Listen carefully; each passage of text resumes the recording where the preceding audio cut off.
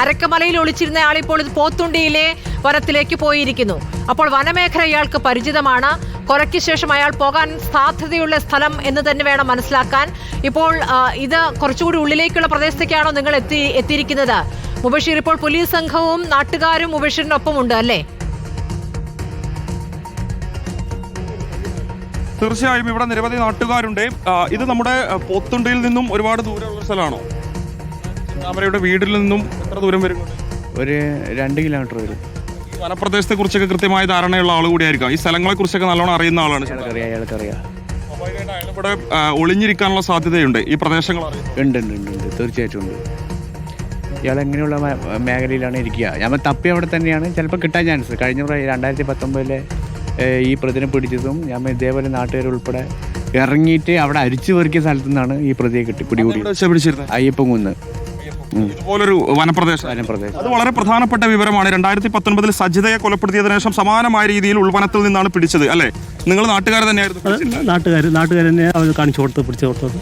ഉൾവനത്തിലേക്ക് അഭയം തേടി രക്ഷപ്പെടുക എന്നുള്ള ഉദ്ദേശം കൃത്യമായിട്ട് അയാൾക്കുണ്ട്. ഈ വനത്തെ കുറിച്ച് കൃത്യമായ ധാരണയുണ്ട്. ഉണ്ട്. ഇവിടെ പറഞ്ഞ വനമേഖലയും മറ്റും കുന്നുമേഖലയാണ്. ആ ഭാഗത്തേക്ക് കടന്ന് വന്നിട്ടുണ്ടാവും എന്ന് വിശ്വസിക്കുന്നു. കുട്ടികൾ കണ്ടിട്ടുണ്ട്. കുട്ടികളെ തന്നെയാണ് കണ്ടിട്ടുള്ളത്. അല്ല, പോലീസുകാരും കണ്ടു എന്നാണ് പറഞ്ഞത്. പോലീസ് ഓടിച്ചു എന്നാണ്. തെരച്ചിൽ നടത്തിക്കൊണ്ടിരിക്കുന്നതിന് ആദ്യമായിട്ടായിരിക്കും അയാളെ കാണുന്നത് അല്ലേ? അതെ. എന്തായാലും എല്ലാവരും ഒരുമിച്ച് ഇറങ്ങുന്നുണ്ട് തെരച്ചിലിനെ. തീർച്ചയായിട്ടും സ്മൃതി, അതികഠിനമായ പാതകളാണ്. ചെരിവ് പോലെയുള്ള മലമ്പ്രദേശമാണ്. അവിടെയൊക്കെ തന്നെ പോലീസ് അരിച്ചു പുറക്കുന്നുണ്ട്. അതോടൊപ്പം തന്നെ നാട്ടുകാരുണ്ട്. നാട്ടുകാരുടെ സഹായത്തോടു കൂടി പോലീസ് അരിച്ചു പുറക്കി തെരച്ചിൽ നടത്തുന്ന കാഴ്ചയാണ് ഇപ്പോൾ നമ്മൾ കണ്ടുകൊണ്ടിരിക്കുന്നത്. ഈ ചെറിയ കുട്ടികൾ മനസ്സിലാക്കിയെന്ന് കണ്ടപ്പോഴാണോ ഇയാൾ ഓടി മറിഞ്ഞത്? തീർച്ചയായും അവിടെ മൈതാനത്ത് കളിച്ചുകൊണ്ടിരിക്കുന്ന കുട്ടികൾക്കിടയിലേക്കാണ് ഇയാൾ ആദ്യം ചാടി വീഴുന്നത്. അല്ലെങ്കിൽ അങ്ങോട്ടേക്ക് അബദ്ധത്താൽ വന്നതാവാം എന്നുള്ളതാണ് അല്ലേ? ഇല്ല, ഇവിടെ കുട്ടികൾ ഗ്രൗണ്ട് ഉണ്ട്, കളിക്കാൻ ഉള്ള ഗ്രൗണ്ട് ഉണ്ട്. ആ ഗ്രൗണ്ടിൽ കളിച്ചുകൊണ്ടിരിക്കുന്ന സമയത്താണ് ഇങ്ങനൊരു സൗണ്ട് കേട്ടത്.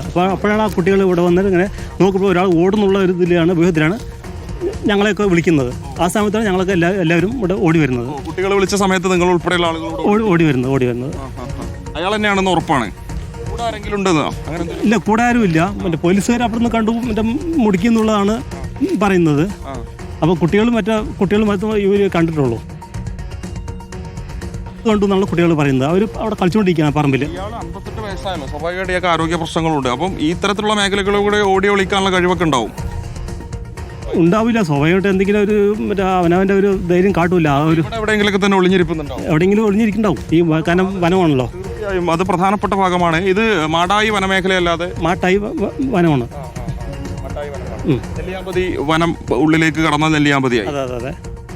അങ്ങോട്ടൊക്കെ കടക്കാൻ അയാൾക്ക് വഴിയൊക്കെ അറിയുന്നുണ്ടാവില്ലേ? സ്വാഭാവികമായിട്ട് രക്ഷപ്പെടാൻ. ഈ നാട്ടുകാരനാണല്ലോ അയാൾ. അതുകൊണ്ട് അയാൾക്ക് എല്ലാം അറിയാം. ഈ ഭാഗമൊക്കെ അറിയാം. 2019 അതുപോലെ രക്ഷപ്പെടാൻ ശ്രമിച്ചാണ്. തീർച്ചയായും അത് വളരെ പ്രധാനപ്പെട്ട വിവരമാണ്. 2019 സമാനമായ രീതിയിൽ സജിതയെ കൊലപ്പെടുത്തിയതിനു ശേഷമാണ്, നമുക്ക് വീണ്ടും ദൃശ്യങ്ങളിലേക്ക് പോകാം, സമാനമായ രീതിയിൽ ഉൾവനത്തിലേക്ക് പ്രവേശിച്ചുകൊണ്ട് രക്ഷപ്പെടാനുള്ളൊരു നീക്കം അയാൾ നടത്തിയിരുന്നു. പക്ഷേ ആരോഗ്യ പ്രശ്നങ്ങളുണ്ട്. ശാരീരികാവസ്ഥ വളരെ മോശമാണ് അദ്ദേഹത്തിൻ്റെതെന്നുള്ളതാണ് നേരത്തെ അയൽവാസികളൊക്കെ തന്നെ പറഞ്ഞിരുന്നത്. സ്വാഭാവികമായിട്ടും ഈ ഒരു സമയമായതുകൊണ്ട് തന്നെ മറ്റു മേഖലകളിലേക്ക് കടക്കാൻ സാധ്യതയില്ല എന്നുള്ളതാണ് നാട്ടുകാരും കണക്കാക്കുന്നത്. അതുകൊണ്ട് തന്നെ ഈ മാട്ടായി മേഖല കേന്ദ്രീകരിച്ചുകൊണ്ടാണ് ഇപ്പോൾ ഏകദേശം 50-ലധികം വരുന്ന നാട്ടുകാരുണ്ട്. അത്രത്തോളം തന്നെ പോലീസ് ഉദ്യോഗസ്ഥരുണ്ട്. DYSP ഉൾപ്പെടെയുള്ള ഉന്നത പോലീസ് ഉദ്യോഗസ്ഥരുണ്ട്. അവരൊക്കെ തന്നെ തിരച്ചിലിന് നേരിട്ടിറങ്ങുന്ന കാഴ്ച പോലീസിനെ സംബന്ധിച്ച് അഭിമാന വിഷയമായി മാറിക്കഴിഞ്ഞു. SHO ഇതിനകം തന്നെ സസ്പെൻഷനിലായി കഴിഞ്ഞു മുബഷീർ. ഇപ്പോൾ മാട്ടായി വനമേഖലയിൽ പോലീസിന്റെ തിരച്ചിലാണ് ഊർജിതമാകുന്നത്. നാട്ടുകാരും തെരച്ചിലിനോടൊപ്പമുണ്ട്. അവിടെ ഗ്രൗണ്ടിൽ കളിച്ചുകൊണ്ടിരുന്ന വിദ്യാർത്ഥികളാണ് ഇങ്ങനെ ഓടുന്ന ഈ ചെന്താമരയെ കണ്ടത്. 34 മണിക്കൂറായി കഴിഞ്ഞിരിക്കുന്നു ഈ സംഭവം നടന്നു കഴിഞ്ഞതിന് ശേഷം. ഇന്നലെ 10 മണിക്കുണ്ടായ സംഭവം. അത് കഴിഞ്ഞ് ചെന്താമര സഹോദരന്റെ വീട്ടിലെത്തി ഭക്ഷണം കഴിച്ചാണ് അപ്രത്യക്ഷനാവുന്നത്. അതിനുശേഷം പോലീസിനെ കണ്ടെത്താൻ സാധിച്ചില്ല. ബാംഗ്ലൂരിലും തമിഴ്നാട്ടിലും കോഴിക്കോടും അടക്കം പോലീസ് തെരച്ചിൽ വ്യാപിപ്പിച്ചുവെങ്കിലും ചെന്താമരയുടെ പൊടി പോലും കണ്ടെത്താൻ സാധിച്ചിരുന്നില്ല. പോലീസിന് അങ്ങേയറ്റം ക്ഷീണമുണ്ടാക്കിയ ഒരു തിരോധാനം. കഴിഞ്ഞ തവണ 4 ദിവസം കഴിഞ്ഞിട്ടാണ് ചെന്താമരയെ തിരികെ കിട്ടുന്നത്. കഴിഞ്ഞ തവണ കയറിയ കാടിന്റെ തൊട്ടടുത്തുള്ള മാട്ടായി വനമേഖലയിലാണ് ഇപ്പോൾ ചെന്താമരയെ സ്പോട്ട് ചെയ്തിരിക്കുന്നത്. മുബഷീർ, നമുക്കറിയേണ്ടത് പോലീസ് അത് ചെന്താമരയാണെന്ന് തന്നെ സ്ഥിരീകരിച്ചോ കുട്ടികൾ പറഞ്ഞ അടയാളം വെച്ച്?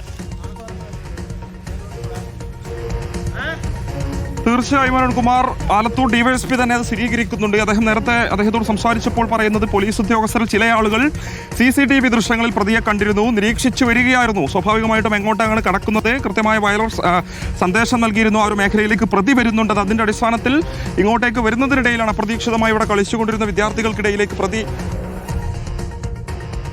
തിരച്ചിൽ കേരളം കാത്തിരുന്ന നിമിഷത്തിന് വേണ്ടിയാണ്. ചെന്താമരയെ പിടികൂടാൻ 34 മണിക്കൂറായി കേരള പോലീസ് പലതും ചെയ്യുന്നു. മൊബൈൽ ഫോണുകൾ കേന്ദ്രീകരിച്ചുള്ള അന്വേഷണം, ബന്ധുക്കൾ കേന്ദ്രീകരിച്ചുള്ള അന്വേഷണം, എങ്ങും എത്തുന്നില്ല. കാടുകൾ ഇന്നലെ രാത്രി മുഴുവൻ തിരച്ചിൽ നടത്തിയിരുന്നു. ഇപ്പോൾ മാട്ടായി വനമേഖലയിലാണ്. റിപ്പോർട്ടറിന്റെ ക്യാമറ സംഘം മാത്രമാണ് ഈ തിരച്ചിൽ നടത്തുന്ന സംഘത്തോടൊപ്പമുള്ളത്.